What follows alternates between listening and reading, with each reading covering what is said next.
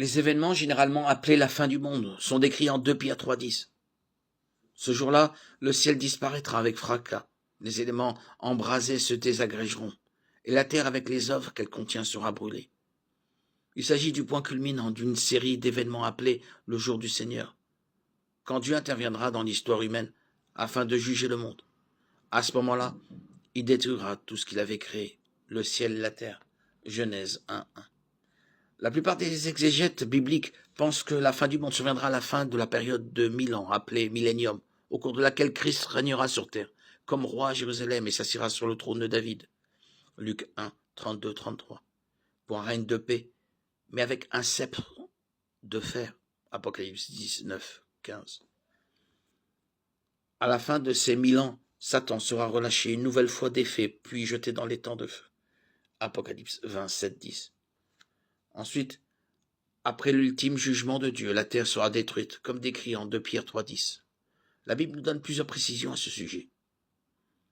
D'abord, son étendue sera phénoménale. Le ciel fait référence à l'univers physique entier, aux étoiles, planètes et galaxies qui sont tous consumés par une immense explosion, peut-être une réaction nucléaire ou atomique, qui détruira toute la matière telle que nous la connaissons.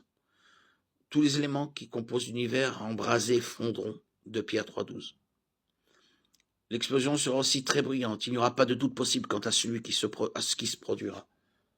Tous le verront et l'entendront, car la Bible dit aussi que la terre, avec les œuvres qu'elle contient, sera brûlée. Ensuite, Dieu créera un nouveau ciel et une nouvelle terre, Apocalypse 21:1, où se dressera la nouvelle Jérusalem, capitale du ciel, un lieu de sainteté parfaite qui descendra du ciel sur la nouvelle terre. C'est dans cette ville que les saints dont les noms sont inscrits dans le livre de vie de l'agneau vivront pour toujours. Pierre dit que la justice habitera dans cette nouvelle création. 2 Pierre 3,13, Apocalypse 13:8. La réaction de Pierre au verset 11-12, puisque tout notre monde doit être dissous, combien votre conduite et votre piété doivent-elles être saintes? Attendez et hâtez la venue du jour de Dieu, jour où le ciel enflammé se désagrégera et où les éléments embrasés fondront, et peut-être la partie la plus importante de ce passage. Les chrétiens qui savent ce qui arrivera doivent vivre une vie qui reflète cette connaissance.